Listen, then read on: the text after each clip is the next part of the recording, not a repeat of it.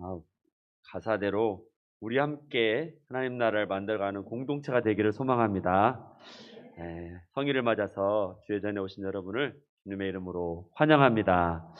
우리 옆 사람하고 한번 인사 한번 나누겠습니다. 참 잘 오셨습니다. 자, 여러분 오늘이 무슨 주일이죠? 할로윈데이라고요? 네, 종교개혁 주일입니다. 아까 우리 굉장히 좀 비장한 분위기의 찬양을 불렀잖아요. 우리가 진리를 가지고 거짓에 맞서 싸우는 그런 사람들로 우리가 부르심을 받았습니다. 그런 의미에서 여러분, 하나님께서 우리에게 세상에 소망을 두고 계세요. 그래서 우리가 함께 서로 한번 인사 나누겠습니다. 우리가 세상의 소망입니다. 할렐루야. 네, 빛과 소금으로 우리가 이 불을 잘 밝히는 은혜가 있기를 원하며 이 시간 한일장신대 총장님을 저희가 모셨습니다. 예고한 바대로 한일장신대가 이제 개교 100주년을 맞았어요. 그래서 저희 교회보다 신나는 덜 됐어요. 그랬는데 정말 이 뜻깊은 해입니다. 그래서 굉장히 선교대회도 크게 열리고 아마 행사가 다 끝나지는 않았을 거예요. 그래서 저희 교회도 중요한 이 시간이라고 생각하기 때문에 총장님을 모시고 말씀도 듣고 또 학교와 관련된 우리의 관심과 기도를 좀 요청하기 위해서 이런 행사를 갖게 되었습니다.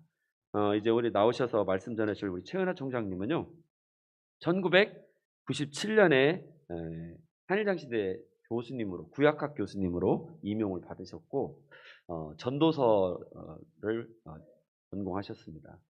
그리고 이제 그렇게 하시다가 2020년 11월에 총장으로 지명되셔서 너무너무 애쓰고 계시고 정말 힘든 과정이지만 지금 그 사역을 주님이 주시는 또 내 나름대로의 삶의 본분이라 믿고 열심히 소명을 다해가고 계십니다. 우리 총장님 나오실 때 우리 할렐루야로 손을 한번 들어볼까요? 자, 할렐루야.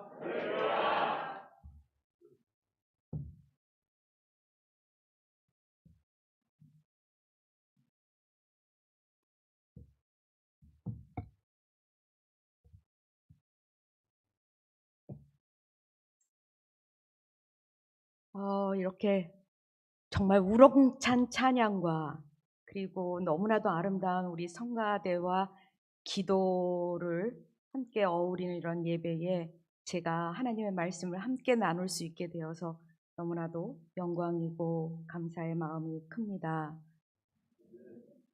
조금 전에 목사님께서 소개해 주신 것처럼 저희 학교가 1922년에 조그맣게 그야말로 몇 명의 여성으로 시작한 성경학교가 100년이 되면서 한일장신대학교가 되었습니다.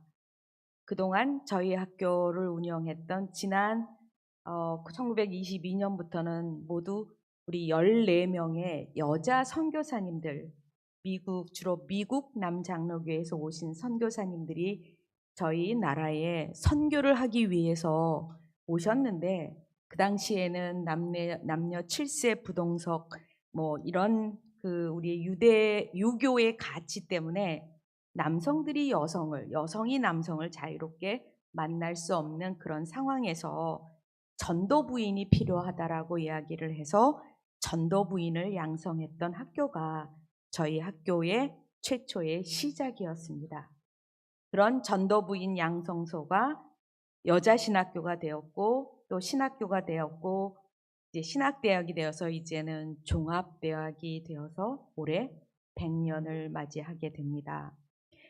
뉴스를 통해서 많이 들으셨죠. 우리가 학령 인구가 급감하는 바람에 지방대학은 그야말로 학생 모집이 가장 어려운 일이 되었고, 학생 모집이 어렵다 보니까 대학도 어렵고, 대학이 어렵다 보니 이제는 지역사회도 소멸되지 않을까 모두 염려하는 그러한 위기의 상황에 있습니다. 저희 학교에 모두 14명의 여자 교장 선생님들이 있었는데, 그러니까 개교 100주년을 맞이해서 여성 리더십을 다시 한번 발휘하자라고 해서 제가 총장이 되었던 거는 딱 이유 하나, 100년 만에 우리 여성 총장을 세우자라고 하는 그런 의견이 모아져서 제가 총장이 멋모르고 되었는데 교수할 때는 참 좋았어요. 세상에서 제일 좋은 직업이 교수가 아닌가라는 생각이 듭니다. 학생들이 그야말로 교수의 말도 잘 듣고 또 이렇게 서로 위하는 마음이 있는데 막상 이게 장이 되고 보니까 모두들 요구하는 것고 많고 본인들하고 뜻하고 다르면 마구마구 비난하고 비판을 해서 제 인생에서 이렇게 굉장히 어리둥절하게 총장 역할을 지난 2년을 해왔습니다. 약 1년 반 정도 남았습니다. 세월이 그래도 가네요. 누가 그렇게 얘기하더라고요. 그 국방부에도 시계는 간다고. 그래서 그런 것 같아요. 2년이 그래도 흘렀고 이제 1년 반 정도 조금 남은 것 같습니다.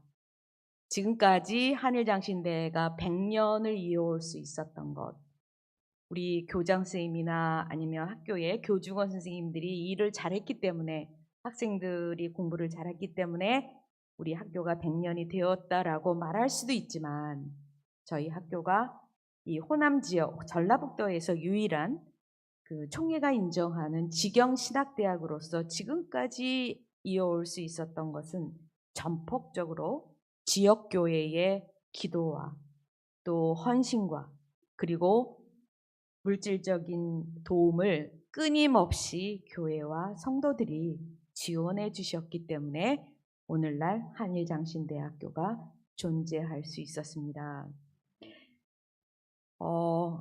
여기서 예상까지 할 이야기는 아니지만 저희 학교가 그야말로 학생들의 등록금으로 유지하고 있고 그 외에 수입이라고 한다면 우리 교회와 성도들이 정말 기꺼운 마음으로 후원해 주시고 또 도와주셔서 저희 학교가 지금까지 끌어올 수 있었습니다. 저는 먼저 여러분에게 하나님의 말씀을 드리기 전에 이 모든 것, 한일장신대학교가 지금까지 유지해오고 교육자들을 양성하고 그 외에 여러 기독교 인재들을 양성할 수 있었던 가장 큰 힘은 우리 지역교회와 여러분들의 기도와 후원이 있었기 때문에 가능한 일이었다라고 자신 있게 말할 수 있습니다. 여러분의 덕분입니다. 감사합니다. 오늘이 종교개혁주일이에요. 1517년 마틴 루터 때문에 우리가 개신교가 세워졌습니다. 개신교를 영어로 프로테스탄트라고 얘기하죠. 그것을 사전적으로 번역하면 저항하다, 개혁하다 이런 뜻이 있습니다. 저항을 누구에게 하느냐? 하나님에게 한다는 게 아니라 그 당시에 그야말로 부패한 가톨릭 교회와 교황에게 우리는 더 이상 그대로 묵과할 수 없어서 우리는 저항한다라고 가톨릭 교회에서 나온 마틴 루터를 비롯해서 여러 종교 개혁자들과 그들을 따르던 청교도를 포함한 여러 사람들이 만든 것이 가톨릭 교회가 아니라 거기는 구교라고 얘기하고 우리는 신교라고 얘기해서 개신교, 개혁교회가 되었습니다. 소위 말하는 우리가 교회라고 이름 짓는 이 교회의 가장 큰 핵심은, 본질은 뭐냐 하면 매일 변화하자, 개혁하자. 어떻게 개혁하느냐? 예수님께서 우리에게 가르쳐 주시고 하나님께서 우리에게 말씀하신 그 말씀의 본질로 돌아가자라고 하는 것이 우리의 교회의 가장 큰 본질이고 목표입니다. 여러분들이 그동안 한 2년 동안 해외여행을 잘 못 나가셨을 텐데 이제 본격적으로 해외여행을 시작하게 되었습니다. 그러면 꼭 동유럽을 가시게 되는데 동유럽의 그 시내의 프라하에 가장 광장의 중앙에 하나의 동상이 서 있습니다. 이 동상은 얀 후스라고 하는 종교 개혁자입니다. 마틴 루터보다 약 100년을 먼저 살았던 체코 사람인데 이 사람은 소원이 뭐였냐면 어렸을 때 너무 가난한 거예요. 그래서 이 가난을 극복하고 어머니에게 좀 따뜻한 밥과 안온한 그러한 가정을 만들어주기 위한 하나의 방법이 있다면 우리와 비슷하게 느낌이 뭐냐면 교육을 받아야 된다. 대학을 가야 된다. 전문직을 가져야 된다라고 하는 우리 어머니들과 우리 할머니들의 그야말로 한국 어머니들의 극성스러운 정말 열정적인 교육열 때문에 오늘의 한국이 있었던 것처럼 이 얀 후스라는 사람도 어떻게 하면 내가 이 가난과 이 무지로부터 벗어날 수 있을까를 생각했을 때 길은 하나가 있었습니다. 그 길이란 신부가 되는 것. 그 당시에 신부가 된다는 것은 최고의 상류층에 오를 수 있는 길이었어요. 좋은 옷을 입고 좋은 집에 살고 사람들의 존경과 그리고 호령할 수 있는 그러한 상류층이 될 수 있는 가장 쉬운 길, 가장 확실한 길은 신부가 되는 길이었습니다. 그래서 그는 실제로 신학교에 갔고 신부가 되었고 교수가 되어서 그는 열심히 성경 공부를 했습니다. 성경 공부를 할 때마다 느끼는 것은, 깨달은 것은 성경은 그 당시의 가톨릭 교회처럼 신부들이 온갖 사치와 부패와 성적인 문란이 이것이 교회의 목적이 아니라 철저하게 모든 사람들의 섬기는 자가 되는 것이 교회의 본질이라고 이야기하면서 본격적으로 그 당시에 가톨릭 교회와 교황과 맞서게 되었습니다. 성경의 본질이 뭐냐? 예수님처럼 가르치고 예수님처럼 사는 것이 교회의 본질이라고 이야기하니까 그 당시에 돈을 주고 천당을 사는 그러한 부패, 그렇게 하는 이유는 좋은 성당을 짓고 신부들의 사치를 돕기 위한 돈 걷기 목적으로 자신의 어머님들이, 부모님들이 천당에 가기 위해서는 반드시 속죄부를, 면죄부를 사야 된다라고 하는 돈을 벌기 위해서 면죄부를 팔고 그 돈으로 우리가 잘 알고 있는 바티칸 성전을 짓기 위해 그렇게 돈벌이를 했습니다. 이 이야기를 끊임없이 하니까 사람들은 동요하기 시작했고 가톨릭 교회에 대해서 질문들을 하게 되었고 그 질문들이 결국은 마틴 루터라고 하는 사람을 낳게 된 거죠. 이 소리가 듣기 싫어서 가톨릭 교회는 이 얀 후스를 이단으로 정죄하고 사형 선고를 내리고 살아있는 채로 화형을 시켜서 죽고 말았습니다. 그 당시에는 교회가 일종의 사형권을 갖고 있었기 때문에 얼마든지 옳은 말 하는 사람을 죽일 수 있었고 옳은 말을 하는 여성을 마녀 사냥이라는 이름으로 여러 고문과 화형과 사형을 할 수 있었던 그야말로 중세 시대는 암흑 시대였는데 그 암흑이라고 하는 것은 사람들은 아무 말 못하고 교회가 그야말로 교황이 하고 싶은 대로 하는 시대였습니다. 이 일이 출발로 해서 마틴 루터도 나왔고 칼빈도 나왔고 존 웨슬레도 나왔고 이렇게 우리는 장로교, 감리교 여러 우리가 교단을 갖게 되었습니다. 바로 종교 개혁을 우리가 기념하는 이유는 그저 기념일 하나를 만든 게 아니라 오늘날 우리가 믿는 그리스도, 오늘 우리가 참여하는 이 교회의 모습이 정말 성경적이냐. 우리가 잘 압니다. 어디에 가서 저 장로입니다. 권사입니다. 저 아무개 집사입니다라고 자신 있게 말하기가 요즘에는 조금 껄끄러워요. 저는 안일장신대학교 총장입니다. 목사입니다. 신학과 교수입니다. 모르는 사람한테 별로 말하고 싶지 않아요.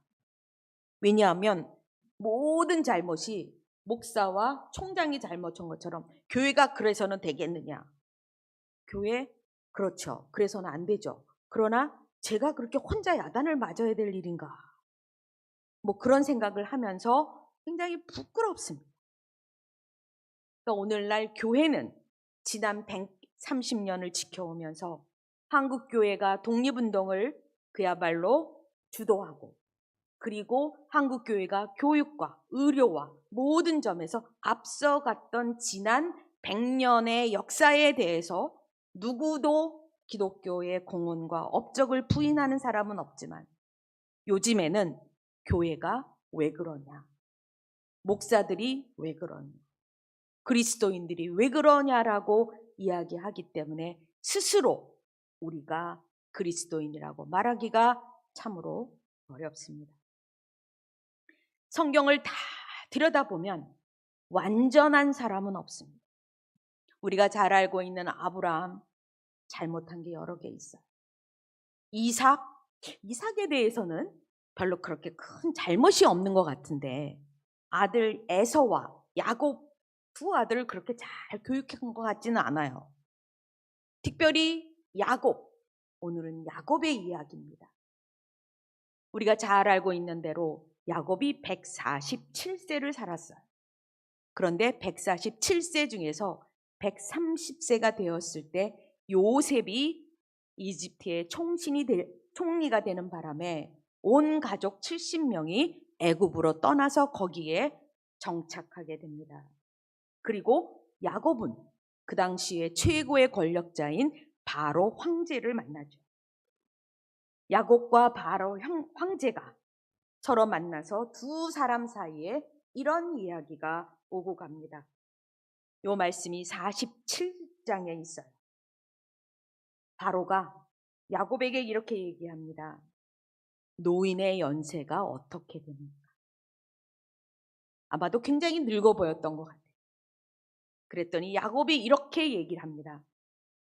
내가 이 세상을 떠돌이처럼 살아온 나그네 인생이 바로 130년입니다.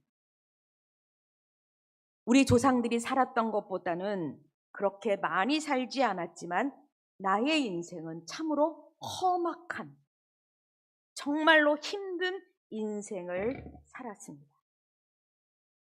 험악한 인생을 살았다. 야곱의 인생을 들여다보면 그는 우리가 잘 알고 있는 대로 꾀쟁이예요. 그리고 엄마의 아주 편애를 받죠. 거짓말로 장자권을 빼앗고, 그리고 아버지의 축복권을 받고, 그리고 우리가 잘 아는 대로 형의 미움을 받아서 무려 20년을 도망자로 살아갑니다. 그런데 거기에서 부인 4명을 얻고 20년 동안 온갖, 굉장히 머리가 탁월하고 영리한 것 같아요.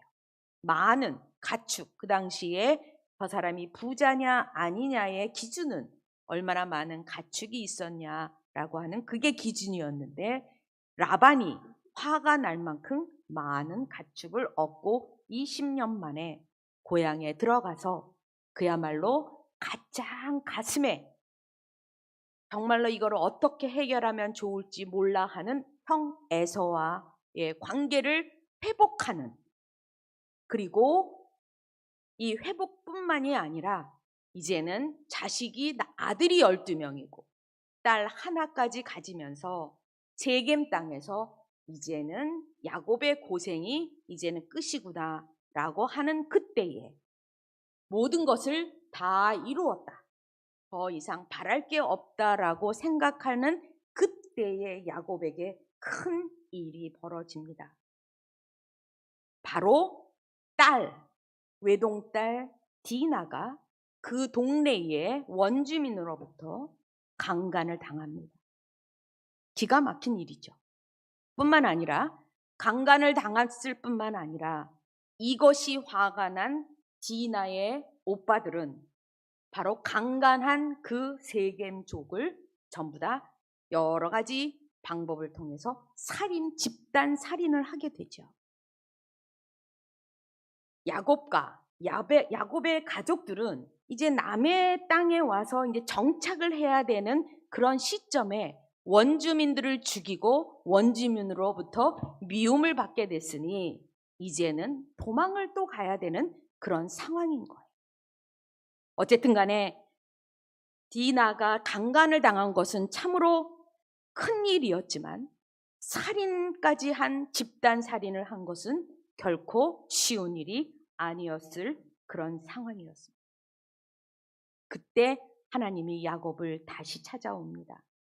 야곱아, 네가 돈을 주고 여기에 땅을 사고 모든 정착에 필요한 것을 다 준비했지만 여기를 떠나라.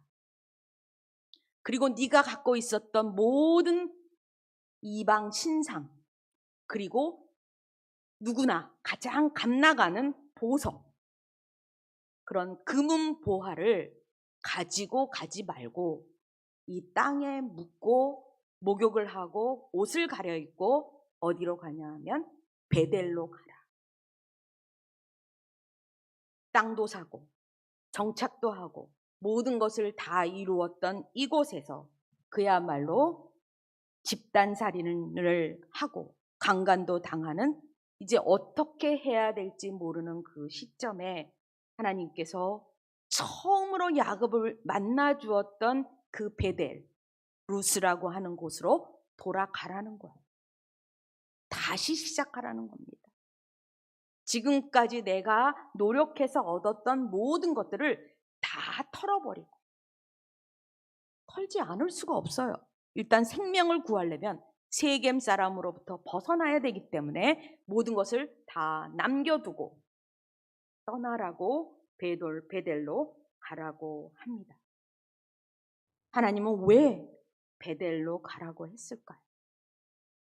이 베델은 야곱이 처음으로 하나님을 만난 장소입니다. 어떤 때 만났는가? 야곱이 생명의 위협을 느끼고 한 번도 가보지 않은 외삼촌 집 라반의 집으로 도망자로 가면서 이제 내가 이 광야를 지나갈 때 들짐승이나 아니면 외부인으로부터 생명이 보장될지 않을지도 모르고, 그리고 내가 다시 고향으로 올지 안 올지도 모르고, 내가 앞으로 어떻게 살아야 되는가에 대한 아무런 보장이 없는 절박한 그런 순간에 그때 하나님을 만납니다. 두렵고 떨리고 잠도 오지 않는 그 광야에서 하나님을 만났고, 그 하나님께서 야곱에게 이런 약속을 해 주십니다. 지금 내가 누워있는 이 땅을 내가 너와 너의 자손에게 주겠다. 너의 자손이 땅의 티끌처럼 많아질 것이며 동서남북 사방으로 퍼질 것이다. 복의 근원이 될 것이다. 그 다음이 정말로 저는 가장 큰 힘이 되었을 것 같아요. 내가 너와 함께 있어서 내가 어디로 가든지 너를 지켜주며 내가 너를 다시 이 땅으로 데려오겠다. 내가 너에게 약속한 것을 다 이룰 때까지 내가 너를 떠나지 않겠다. 임마누엘 신앙입니다. 임마누엘, 하나님이 우리와 함께 하시다라고 하는 것. 세상에서 가장 큰 복이 뭘까요? 야곱은 지금 이 자리에서 아무것도 갖고 있지 않아요. 그런데 하나님이 야곱을 만나기 위해서 찾아와 주셨고, 그리고 하나님이 야곱에게 네 생명을 걱정하지 마. 내가 너와 늘 함께 하겠다. 하나님을 만났던 그 장소, 아무것도 없는 그 장소로 야곱의 아들들과 식구들로 하여금 그곳으로 떠나라고 했습니다. 야곱이 그런 집단 살인이나 아니면 끔찍한 그런 강간 사건이 아니었으면 세겜을 떠났을까요? 야곱은 이제 다 모든 것을 이루어서 이제는 자식들과 자신이 이루어 놓은 여러 재산을 가지고 이제는 잘 살면 될 텐데, 거기에서도 하나님과 함께 더불어 살 수도 있었는데, 하나님은 야곱이 보여준 금은 신상, 이방 신상과 온갖 금은 보화와 땅과 그리고 힘을 가지고 남을 살인하는 그러한 무력을 보면서 이렇게 살아서는 야곱과 그의 후손이 하나님의 백성이 되지 않겠다고 해서 모든 것을 다 털게 하셨고 털어서 바로 베델로 가게 하신 것입니다. 코로나가 다시 재유행하지만 우리는 요즘에는 실내에서 마스크를 쓰는 것 외에는 별로 코로나 때문에 그렇게 장애를 받는 건 없는 것 같아요. 그래서 모든 우리 사회가 거리 두기를 풀어내고 그리고 뿐만 아니라 일상으로 돌아가자.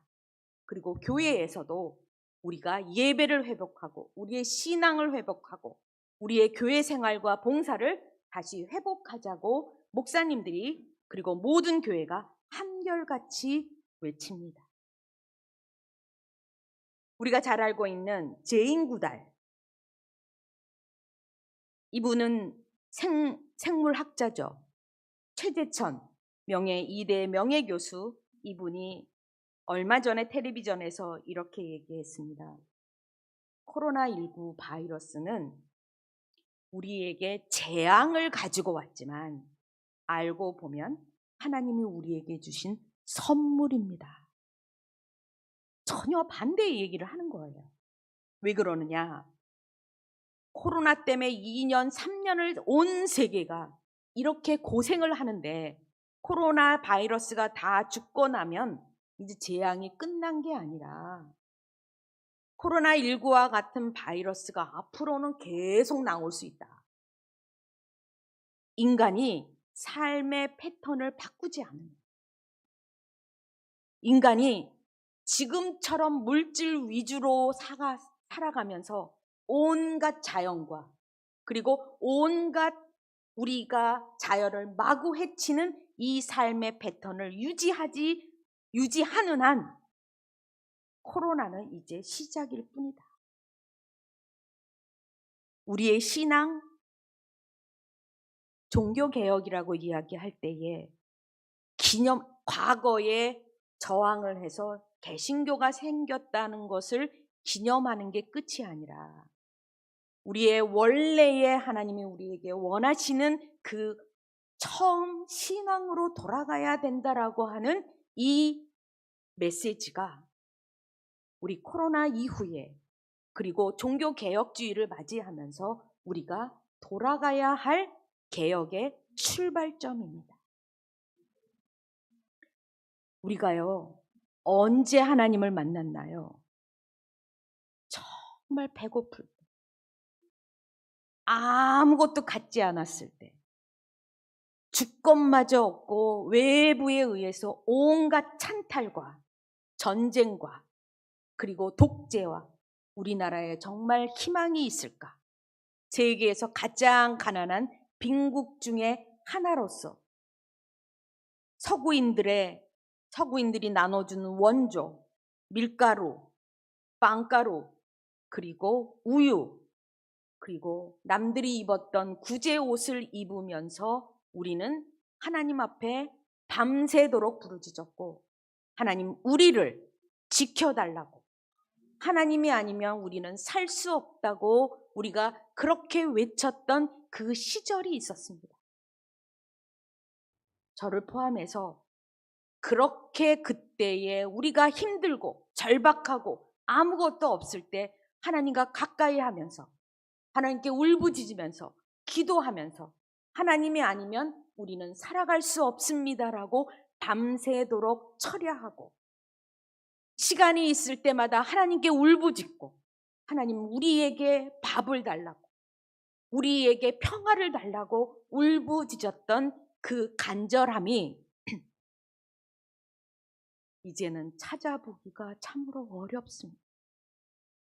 남들이 교회 보고 기독교 보고 뭐라고 해서가 아니라 지난 30년 전, 50년 전, 70년 전에 우리의 신앙이 가졌던 그 모습과 오늘의 모습을 들여다보면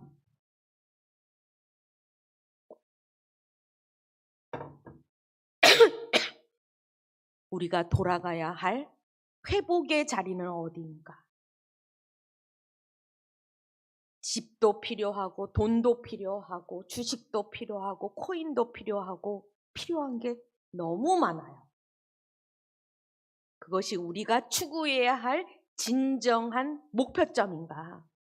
아니면 하나님과 더불어 살겠다라고 하는 그 처절했던 그 베델의 신앙으로 우리가 회복을 해야 되는 건가? 다시 한번 우리가 종교개혁주의, 코로나19가 우리에게 주는 메시지가 교훈이 뭔가를 다시 한번 생각하면서 우리가 처음에 가졌던 하나님에 대한 간절한 신앙으로 돌아가야 하는 의미가 코로나19의 교훈이고 종교개혁주일의 교훈이라고 믿습니다. 우리가 다시 한번 처절했던 그때를 생각하면서 그때에 강구했던 우리의 신앙의 모습으로 하나님과의 관계를 맺는 그 모습으로 돌아갈 수 있기를 저와 호송교회 모두, 한국교회 모두에게 그런 축복이 있기를 간절히 바랍니다. 함께 기도하겠습니다. 하나님, 우리가 없다, 부족하다, 충분하지 않다고 말하지만 알고 보면 우리 참 부자입니다. 넉넉합니다. 많이 갖고 있습니다. 그런데 그것과는 달리 주님을 사랑하고 주님과 함께하고 주님께 부르짖는 우리의 순수한 믿음은 어디에 있나요?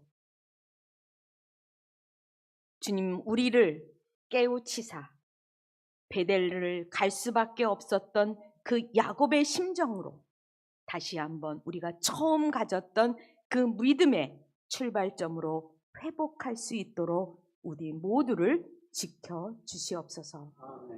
모든 말씀 예수님의 이름으로 간절히 기도를 드리옵나이다.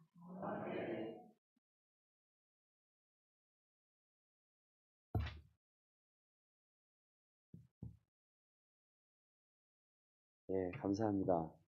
우리가 돌아가야 할 베델, 또 우리가 회복해야 할 우리 믿음의 원형, 목숨 걸고 되찾아야 할 그 첫사랑의 자리를 깨우치게 해주심에 감사를 드립니다. 근데 저는 그냥 여기 앉아있으니까 너무 은혜가 돼요. 설교를 듣는 게 이렇게 은혜인 줄 몰랐습니다.